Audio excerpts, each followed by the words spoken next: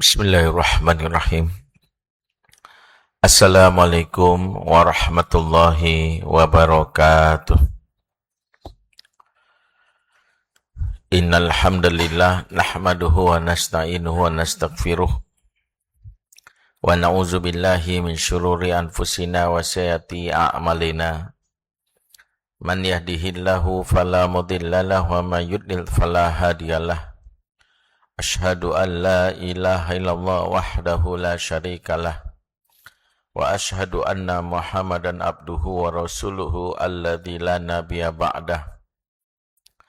Rabbana atina min ladunka rahmah wa hayyi lana min amrina rasyadah. Rabbi shrah li sadri wa yassir amri wahlul 'uqdatam min lisani yafqahu qawli wa ba'du. Ikhwatal iman, a'azakumullah jami'an.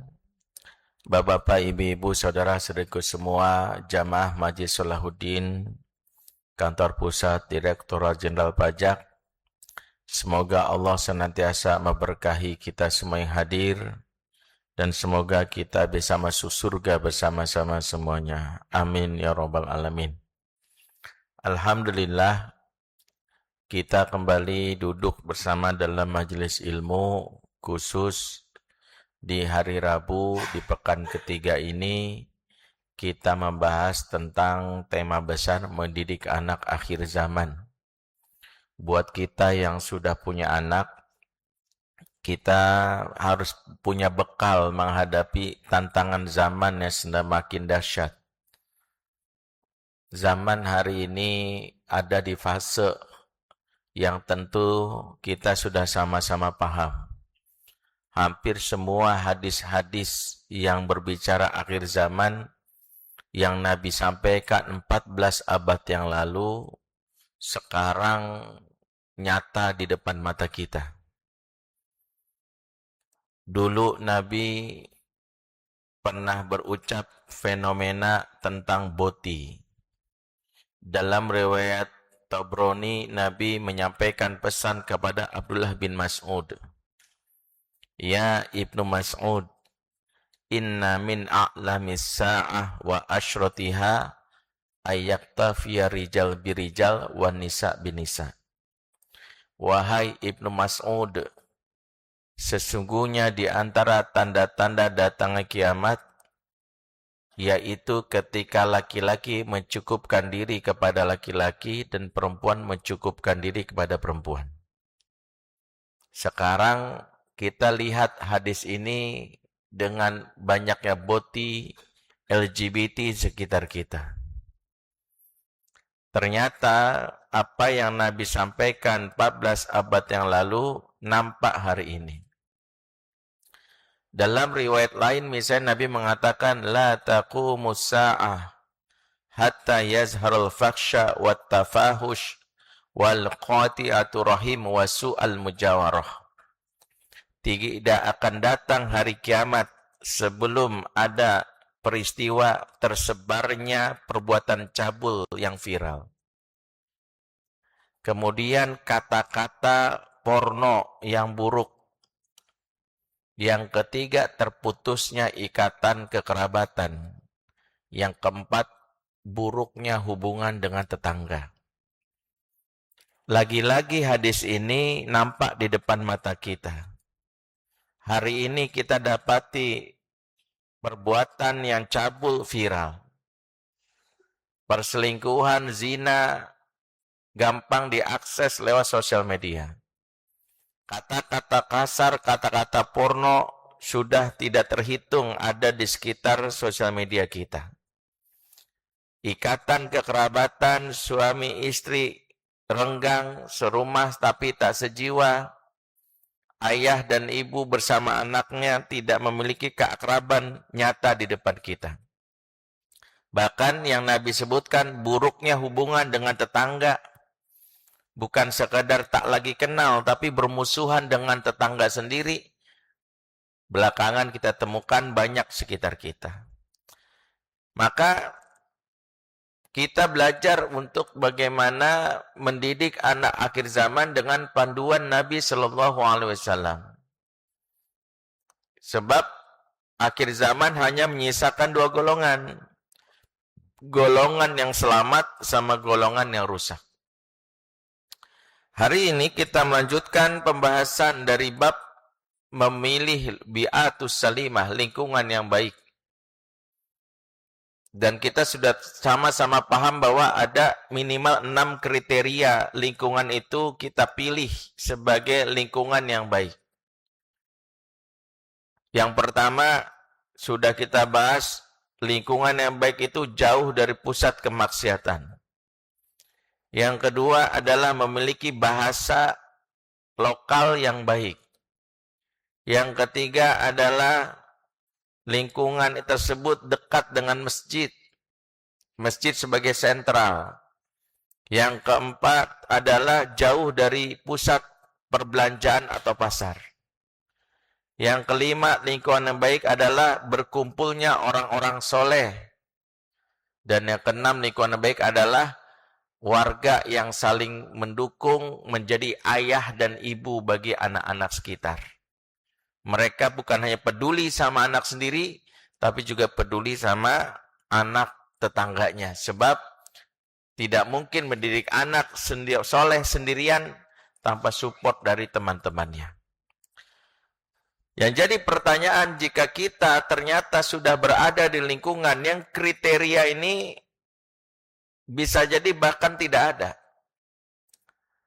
Kita berada di lingkungan yang boleh jadi rusak. Sudah bertahun-tahun tinggal di sana. Apa yang kita lakukan? Sejatinya Nabi SAW mengajarkan kita untuk memiliki mental pejuang. Bukan mental orang-orang yang mudah menyerah bahkan kabur. Dalam hadis riwayat Tirmizi, Rasul mengatakan, al-muslimu idza kana yukhalitu 'alan nas wa yasbiru 'ala adahum khairun minal muslim alladzi la yakhlitu 'alan nas wa la yasbiru 'ala adahum. Seorang muslim yang dia tinggal bersama masyarakat, berbaur bersama masyarakat, dan dia bersabar terhadap gangguan mereka, jauh lebih baik daripada seorang muslim yang dia tidak mau bergaul dengan masyarakat, lantas tidak bersabar memilih untuk kabur dari lingkungan tersebut. Maka di antara petunjuk Nabi, jika kita sudah berada di lingkungan yang kita yakini sepertinya di lingkungan yang tidak sehat buat pendidikan anak-anak kita, Nabi mengajarkan yang pertama, jangan langsung kabur. Sebab mental kabur bukan mental yang baik, bahkan bisa jadi anak belajar dari sifat kita yang mudah flight dalam mengambil keputusan sebagai sebuah pelajaran yang buruk. Oh, papa kalau ada masalah flight. Dan ini mental yang hari ini kita celak, yang kita sebut generasi stroberi. Kan generasi stroberi apa-apa kalau nggak suka flight. Ya, baru masuk sekolah 2 minggu minta pindah. Papa nggak mau, sekolahnya jelek. Mendingan sekolah yang lain, begitu. Jadi kita pernah nemuin nggak anak yang baru masuk pesantren langsung minta sekolah yang lain. Ini diantara mental yang buruk. Mental yang buruk itu mudah menyerah saat menghadapi situasi sulit. Diuji langsung menyerah, kabur. Dan itu bukan ciri muslim yang baik.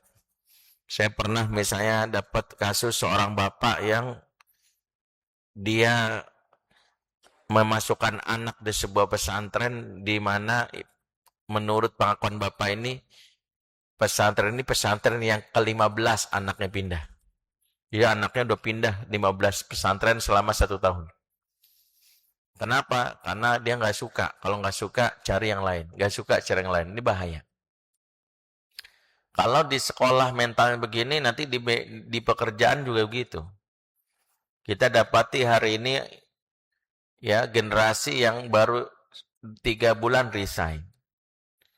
Cari sekolah, cari kerjaan lain, baru 3 bulan resign. Ada aja alasannya. Bosnya toksik, lingkungannya rese, gajinya kecil, jauh dari rumah. Jadi tidak siap menghadapi kesulitan-kesulitan sampai nanti diuji dengan pernikahan, pasangan gak sesuai harapan, cerai. Jadi kalau nggak suka, cerai, tinggal yang lain. Ya, gue cari istri baru, nyesel nikah sama lu, banyak. Maka yang perlu kita pahami, saat menghadapi lingkungan yang menurut kita tidak ideal dan pengasuhan, mental pertama, jangan langsung buru-buru memilih untuk kabur. Sebab memilih untuk kabur terlebih karena emosi sesaat putus asa termasuk yang dicela. Bahkan Allah menegur salah satu nabinya yang hari ini jadi pelajaran dalam Al-Quran, di mana nabi yang dimaksud adalah Nabi Yunus alaihissalam. Ya, Nabi Yunus itu diceritakan dalam surat Al-Anbiya ayat 87. وَذَنُّنْ إِذْ ذَهَبَ مُغَضِبًا فَظَنَّ أَلَّن نَّقْدِرَ عَلَيْهِ فَنَادَى فِي الظُّلُمَاتِ أَن لَّا إِلَٰهَ إِلَّا أَنتَ سُبْحَانَكَ إِنِّي كُنتُ مِنَز ظَالِمِينَ. Ingatlah kalian dan kisah Zunnun. Apa tuh Zunnun? Yaitu yang disebut Nabi Yunus julukannya Zunnun, yang dia meninggalkan kaumnya dengan marah. Karena kaumnya disebut kaum yang, ya bahasa kita apa ya, tell me, susah dikasih tahu, IQ-nya jongkok. Perasaan umat yang lain itu dikasih tahu langsung ngerti, langsung bertobat. Ini kok Nabi Yunus bertahun-tahun ngasih tahu ke kaumnya, nggak ada perubahan. Dan saat itulah Nabi Yunus memiliki sebuah pikiran, cari kaum yang lain.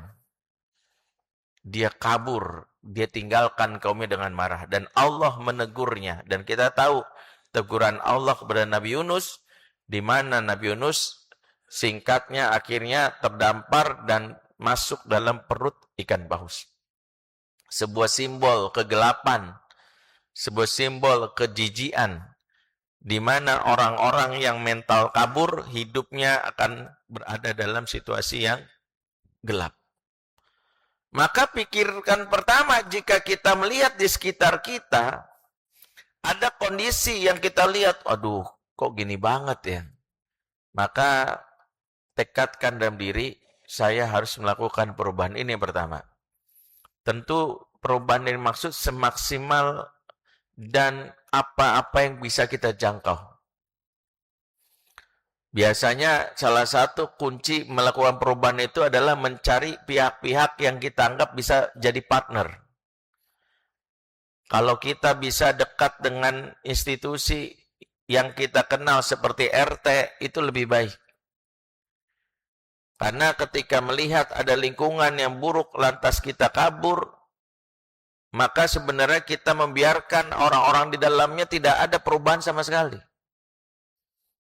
Ya, saya ingat saya berada dulu tinggal di sebuah lingkungan. Dan saat itu saya mengalami shock ya, karena kami tinggal di sebuah lingkungan yang bersama dengan ya masyarakat di pinggiran, kontrakan, yang saat itu anak-anak kami ya kami lepaskan bergaul, berinteraksi dengan mereka. Tiba-tiba anak saya pulang itu ngelapor. Waktu itu kelas 3 SD, anak nomor 2. Dibilang apa? Abi, kenapa? Mau nanya boleh nggak? Boleh. Umi sama Jupe cakepan siapa? Ya, kenal Jupe ya. Ya, udah wafat. Tapi kita nggak ingin bahas tentang sosoknya. Saya cuman agak shock aja. Anak Ustadz nanya Jupe kan. Saya nanya balik, kenapa abang nanya gitu? Dia bilang, aku kan dari sawah. Di belakang rumah kami itu di Jakarta Timur ada taman yang masih ada sawahnya. Di daerah Bambu Apus, Jakarta Timur. Anak saya itu punya hobi ngumpulin ular sawah. Termasuk kalajengking dikumpulin. Dulu belalang dikumpulin gitu. Hobinya yang anti mainstream ini membuat teman-temannya bertanya dan nantangin, lu mah sama ular berani, tapi sama setan pasti takut. Anak laki-laki digituin tertantang kan, mana setan? Ayo Gua punya film serem di rumah bapak gua dulu, masih 2010-2011 itu masih ada VCD. Kalau mau nonton di rumah gua masih ada VCD-nya. Yang ngajak nih, anak saya waktu itu masih kelas 1 SD nggak salah. Yang ngajak kelas 3, kelas 4, kelas 5 SD. Diajaklah nonton. Saya tanya, film apa bang? Judul filmnya Arwah Goyang Karawang. Bayangkan saya langsung deg-degan, anak ustad nontonnya gituan. Saya langsung bilang, jadi kan Bi, kata dia, ada yang namanya Jupe, dia kan buka tuh Bi bagian bajunya. Saya langsung spontan, kamu lihat auratnya? Enggak, kan aku langsung merem. Karena aku ingat kata Abi, aurat itu malu untuk dilihat dan kita perlihatkan. Saya lega tuh. Berarti kamu langsung keluar dari tempat itu? Enggak, sampai selesai. Saya tanya, kok sampai selesai? Kan penasaran, yang seremnya yang mana? Aku tontonin, kalau pas seremnya aku tontonin. Saya jujur tuh, deg-degan tuh.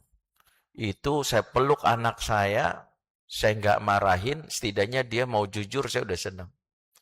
Tapi itu jadi diskusi saya sama istri, itu berdebat itu. Istri bilang, cari rumah yang lain aja deh. Istri saya itu bilang, nggak bagus. Karena istri saya psikolog kan. Jadi pikirannya ini nggak bagus buat anak-anak terpapar pornografi macam-macam lah.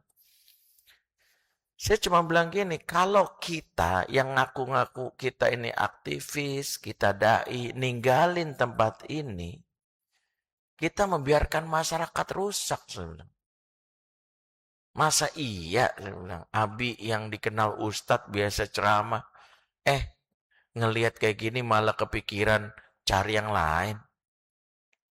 Justru saya bilang sama istri, ini teguran buat kita. Jangan-jangan selama ini kita sibuk mendidik anak sendiri, lupa mendidik anak tetangga, saya bilang.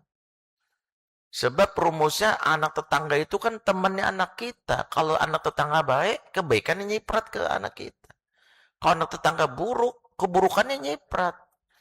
Mungkin selama ini kita lupa untuk menjadi orang tua bagi anak tetangga. Terus istri saya nanya, terus gimana? Ya kita harus sudah pikirin gimana kalau sederhana kita bikin anak-anak tetangga deket sama kita, mau ngobrol. Caranya gimana? Kita bikin event aja sederhana. Mulailah saya kepikiran bikin gerakan yang sekarang alhamdulillah sudah berjalan, namanya Kampung Sahabat. Tagline-nya soleh bareng-bareng tuh hebat. Mulai dari anak-anak dikumpulin di musola, bikin acara menyenangkan, sejam 2 jam, dapat hadiah. Bahkan saya persilakan anak-anak menguasai musola, mic dikuasai. Yang mau nyanyi-nyanyi selama nyanyi nasyid, lagu Islami saya izinkan. Makanya menjelang maghrib itu atau menjelang waktu sholat, anak-anak tuh beradu, rebutan mic. Mulai dari sholawatan, sholatullah, nggak apa-apa. Mulai dari dulu, ahlak ialah bunga diri, dapat dilihat oleh mata. Mereka nyanyi, nggak apa-apa. Kedengarlah warga kampung. Dari situlah akhirnya mulai musola rame. Semakin saya tertantang selama sholat, saya bilang, yang hafal surat An-Naba, Abi bayar. Saya menyebut diri langsung Abi. Supaya anak-anak dekat, saya panggil ke anak-anak Abi. Saya bilang, yang bisa hafal surat An-Naba, Abi bayar 50.000. Habis itu ternyata yang hafal banyak juga ya. Tekor juga saya udah. Nggak apa-apa. Tapi yang menarik, gara-gara anak-anak hafal An-Naba, saya dengar mereka main petak umpet bukan lagi 1, 2, 3, bukan. Tapi mereka ngasih challenge. An-Naba 1-5. Jadi, amma yatasa'alun anin nabil adim alladhi fi mukhtalifun. Udah belum, baru 3 ayat. Dan saya langsung mikir, ada efeknya juga. Kemudian setiap saya pulang sama istri, bawa mobil karena rumahnya di gang sempit, saya selalu menawarkan anak-anak untuk masuk ke mobil saya. Jadi kayak odong-odong. Waktu itu masih bawa Toyota Avanza. Saya bilang, yang mau naik mobil Abi, ayo. Mulai itu semua anak yang kecil-kecil naik. 20 anak, bayangin. Headrest mobil sampai patah. Resiko, nggak apa-apa. Sekedar keliling-keliling, ujung-ujungnya ke parkiran rumah. Habis itu, makasih Abi. Ya, besok datang lagi ya. Ternyata makin membesar, sampai yang non-muslim, yang Kristen pun pada mau ikutan. Sampai saya ingat, gara-gara anak-anak mulai ngumpul di musola, rame, warga-warga yang bapak-bapaknya mulai menyingkir. Mereka ada yang pergi ke masjid, yang nggak apa-apa. Tapi gara-gara itu, tetangga kami seberang tuh ada yang Kristen, Batak. Punya anak perempuan namanya Butet. Butet nih yang akhirnya ntar jadi salah satu penggerak di kampung kami. Sekarang udah remaja. Jadi dia Kristen. Jadi awal-awal dia ngeliat teman-temannya ke musola, dia selalu iri sama ibunya. Mama, aku mau ke musola. Aku mau ke musola. Langsung mama bilang, nggak boleh, kamu tuh Kristen. Dia komplain, kenapa aku Kristen? Gitu dia. Saya lewat itu, cuk. Ini cerita nyata. Begitu saya lewat, Mama Butet ini manggil saya Pak Abi. Karena saya dipanggil Abi, dipikir namanya Pak Abi gitu. Anak saya mau ke musola, mau ikut. Saya bilang, boleh Mama Butet, masuk saja, saya izinkan. Tapi kan anak saya Kristen. Saya nggak apa-apa, ntar udah gede juga Islam. Saya bilang, masuk. Mulai saat itulah Kristen, Butet salah satu santri kami yang belajar di sana. Akhirnya dia mengajak teman-teman yang lain. Ada namanya Samuel kakaknya, ada namanya Brian, ada namanya Cantika, April, Brando, orang Papua. Jadi ada 7 yang Kristen yang ikut bergabung, ikut dalam kegiatan-kegiatan kami. Setiap kami keliling, jalan-jalan, pawai ikut. Sampai suatu hari saya lihat anak-anak makin membesar, mulai komplain warga musola jadi nggak kondusif. Saya langsung ngerasa nggak enak, khawatir dianggap menguasai musola. Nggak ingin membuka konflik. Terpikirlah anak-anak harus punya taman baca, tempat ngumpul. Bikinlah satu perpustakaan kecil dekat rumah. Disitulah anak-anak mulai nongkrong, ngumpul, mulai masukin buku-buku. Dan yang saya bikin terharu, Butet termasuk yang bahkan khatam buku yang saya baca, Muhammad Teladanku. Jadi tebal, dia khatam satu-satunya yang setiap jam buka perpus dia selalu ada setempat. Itulah kenapa saya ngerasa efeknya mulai terasa. Anak-anak mulai senang baca. Sudah mulai senang beraktivitas. Tapi suatu hari saya lihat Butet nggak pernah datang lagi. Saya nggak pernah ketemu dia. Begitu saya lewat gang rumah, ngeliat ada di pinggir jalan. Saya ajak, Butet mau ikut Abi. Oh iya mau, dia mau. Khusus dia, saya khusus di samping saya. Paling dekat sama AC. Anak-anak rebutan kamu dekat AC. Yang lain di belakang. Saya ajak keliling-keliling. Mulai nanya, Butet udah lama. Abi nggak lihat Butet. Mampir ke musola atau ke taman baca. Dia bilang, iyalah aku kan nggak boleh sama opung. Aku kan Kristen. Jadi nggak boleh. Ya sudah, nggak apa-apa. Saya bilang. Tapi kalau mau baca, ambil bukunya juga boleh. Saya bilang. Iya. Terus saya iseng nanya, kira-kira kapan lagi Butet balik ya? Kata dia, tunggulah kalau opungku mati. Gitu dia. Mau saya aminkan gak enak. Tapi saya langsung berpikir, dakwah ke anak-anak harus berbarengan dakwah ke orang tua. Mulailah akhirnya mencari cara. Dan alhamdulillah sudah punya bantuan dari beberapa donatur. Kami bikin program berbagi makan setiap Sabtu, namanya Dapur Kampung Sahabat. Disitulah satu kampung makan bersama. Makan dari satu dapur yang kita masak bersama. Guyup, semua hadir. Makan satu RT.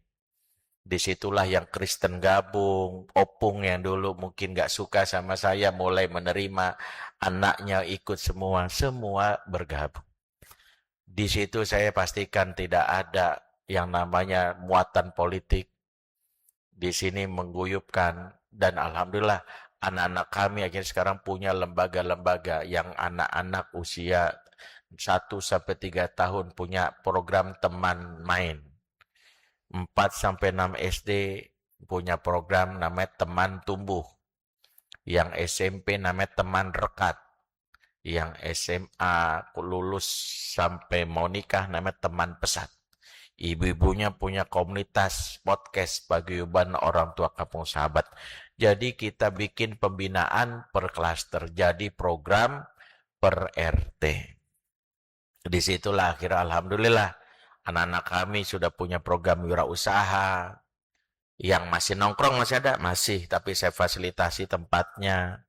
Yang masih gejreng-gejreng ada, ya nggak apa-apa. Pelan-pelan yang nggak pakai hijab, mulai pakai hijab. Yang udah biasa mabok, akhirnya sudah mulai ke musola. Ketika kita pelan-pelan mendidik, melihat kondisi masyarakat yang rusak, kita tidak kabur. Jangan-jangan memang ada sebuah isyarat mereka nunggu siapa yang mengubah. Maka yang pertama adalah lakukan semampunya. Lakukan sebisanya. Punya tetangga yang bisa diajak kerja sama, ayo anaknya diajak main di rumah kita. Kita perlakukan dengan baik, ajak makan bersama. Ada taman baca kecil-kecilan bikin. Siapa yang hari ini bisa menjalin hubungan dengan tetangga dengan baik, dia termasuk orang-orang yang istimewa. Bahkan jika dia bisa membuat satu kampung memiliki program, keren. Jadi jangan pernah berpikir setiap ada masalah, langsung berpikir cari lingkungan yang lain. Tinggal dari sini. Mendingan ngontrak aja yang lain. Mental ini jangan sampai muncul karena tidak ada perbaikan di sebuah lingkungan kalau setiap orang berpikir seperti itu. Tapi kalau keternyaan lingkungan udah sangat parah, Ustadz. Saya nggak punya kuasa apa-apa. Bahkan waliyazubillah dan cerita, RT-nya aja bandar. Nggak tahu bener nggak. Ada yang RT-nya udah jadi bandar, Ustadz. Kalau kondisi seperti itu gimana? Saya udah usaha tapi malah saya dimusuhi, anak saya bahkan bisa dibully.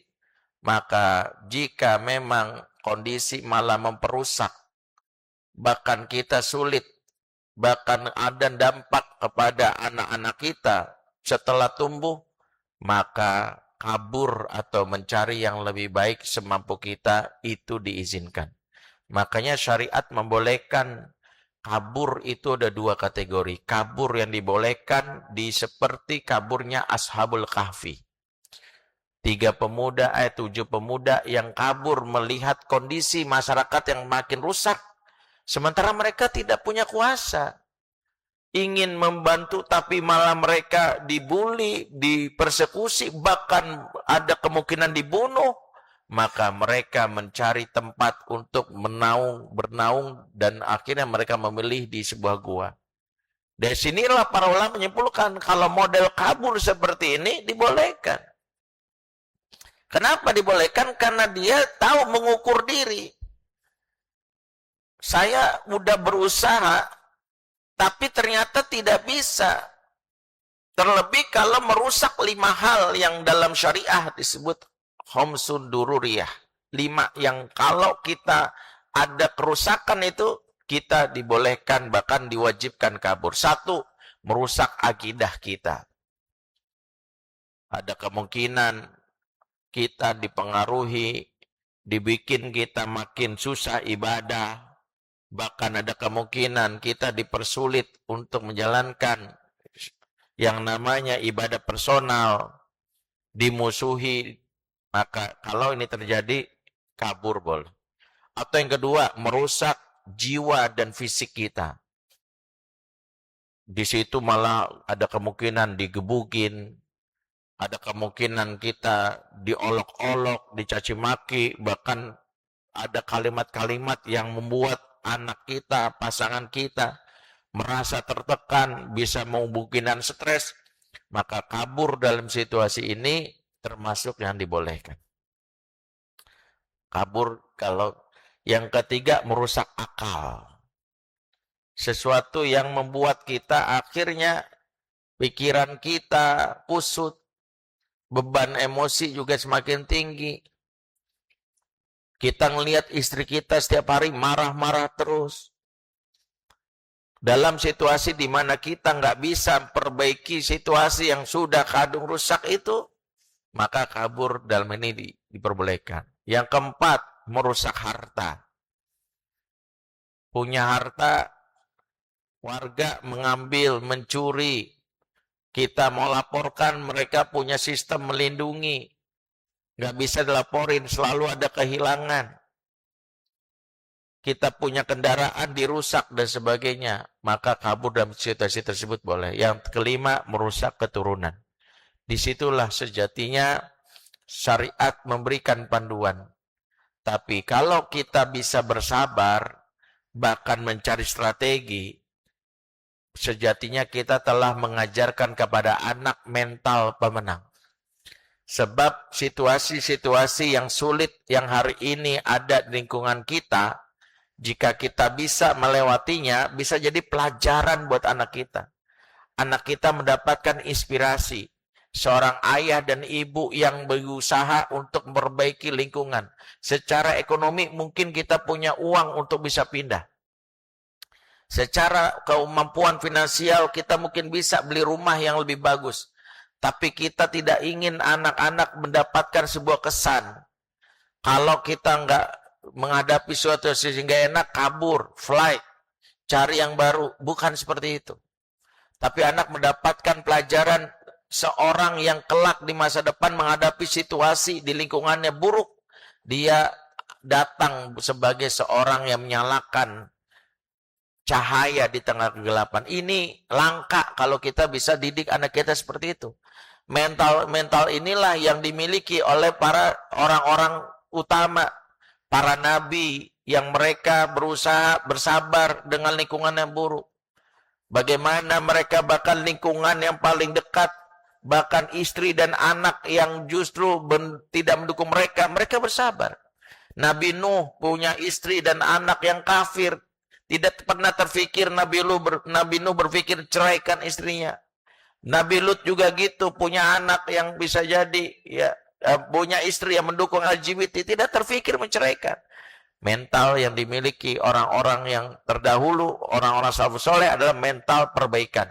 Dan sejatinya Allah menyebutkan dalam surah Araf, innahu la yudhi'u ajral muslihin. Sesungguhnya Allah tidak menyia-nyiakan orang yang punya mental memperbaiki. Orang punya jiwa mental memperbaiki adalah orang-orang yang spesial. Inilah mentalnya para nabi, mentalnya para ulama, mentalnya orang-orang soleh yang ketika dia ada di lingkungan rusak, yang terfikir melakukan perbaikan semampunya, perbaikan. Jadi ini juga jadi pelajaran. Kita di tempat kerja kita ngelihat ada yang rusak, lakukan dulu perbaikan. Jangan dong ngelihat kabur. Biasakan, lakukan dulu, lakukan. Kalau ternyata udah berkali-kali, bertahun-tahun, ternyata kita dapatkan ini malah merusak diri kita, merusak kehormatan kita, bahkan kita ada kemungkinan tercemar atau bahkan ngikut-ngikut, kabur dalam konteks ini menjadi pilihan yang dibolehkan. Sebagaimana kaburnya Ashabul Kahfi. Inilah bab tentang bagaimana mendidik dari sisi bagaimana pembahasan lingkungan. Karena ingat, lingkungan menjadi bagian penting yang untuk kita jadikan sebagai patokan. Sebab anak-anak tidak bisa lepas dari lingkungannya. Mengupayakan lingkungan yang baik adalah masuk dari bagian dari cara kita mewujudkan hak anak untuk tumbuh dengan baik. Sehingga lingkungan itu menjadi salah satu ukuran bagaimana anak itu dibesarkan. Upayakanlah kita mencari lingkungan yang memang baik untuk anak-anak kita. Sebab Nabi mengisyaratkan tumbuhnya seseorang di lingkungan buruk termasuk adalah memberikan pengaruh dalam hidup dia. Maka wajar Nabi sampai memberi sebuah peringatan bagi kita dalam mencari calon pasangan hidup, bahkan mencari calon mantu. Apa kata Nabi? Iyyakum wa khadra'ad diman. Ini salah satu ilmu kita dalam ta'aruf yang mungkin jarang kita dengar. Nabi mengingatkan kalau kamu cari calon mantu, jangan terpesona doang dengan dia rajin ke masjid. Dia yang bagus di sosial media, dia yang kebetulan penghafal Quran. Ternyata ada hadis lain yang harus kita hitung. Kata Nabi, waspadalah kamu dengan khadra ad-diman. Dalam riwayat Tabrani, Daruqutni, hadis ini disampaikan. Apa itu khadra? Tumbuhan hijau, mewakili gambaran orang yang keren, orang punya pesona, yang dia kelihatan gagah, kelihatan bagus ceramahnya, kelihatan bagus akhlaknya di depan mata kita. Tapi ad-diman yang disebut Nabi maknanya kubangan kotoran. Itu mewakili gambaran lingkungan tempat di mana dulu dia dibesarkan. Kalau kita lihat orang hari ini, cek dulu dia dibesarkan lingkungan mana. Karena pengaruh lingkungan itu sangat mempengaruhi. Kalau kita tidak jadikan sebagai pegangan, banyak yang kecewa. Mertua yang kecewa dengan menantunya, ternyata setelah nikah laporannya begini-begini. Marah sedikit sama istrinya digampar. Perasaan dulu saya tahu dia orang yang rajin sholat, tapi kalau udah marah kok suka mukul. Karena dulu dibesarkan di lingkungan yang bapak ibu dan lingkungannya biasa. Kalau ada yang kasar, pukul, tabok, tonjok. Maka mental orang dipengaruhi oleh lingkungan yang dia tinggal. Inilah kenapa membahas tentang lingkungan berkaitan dengan supporting system paling bagus untuk pengasuhan adalah menciptakan lingkungan yang baik. Karena fitrah yang rusak bukan cuma karena pola asuh, tapi juga karena godaan setan dan lingkungan. Sebagaimana hadis Nabi dalam riwayat Imam Muslim, hadis qudsi, di mana Allah berfirman, Inni khalaqtu ibadi hunafa'a kulluhum. Sesungguhnya aku ciptakan semua hambaku dalam keadaan baik, dalam keadaan lurus. Fa'ataniya syayatin, dan datanglah setan merusaknya. Dan setan yang dimaksudnya adalah dia berada bersama lingkungan yang buruk. Karena setan dalam wujud jin dan manusia bisa kita lihat ada di lingkungan sekitar kita. Maka jangan salah sampai kita salah dan memilih lingkungan, termasuk berupaya tidak membiarkan lingkungan rusak di sekitar kita. Itu yang bisa kami sampaikan karena waktu membatasi. Aku lu qala fa'ti walakum subhanakallahumma bihamdik asyhadu an la ilaha illa anta astaghfiruka wa atubu ilaik. Wassalamualaikum warahmatullahi wabarakatuh.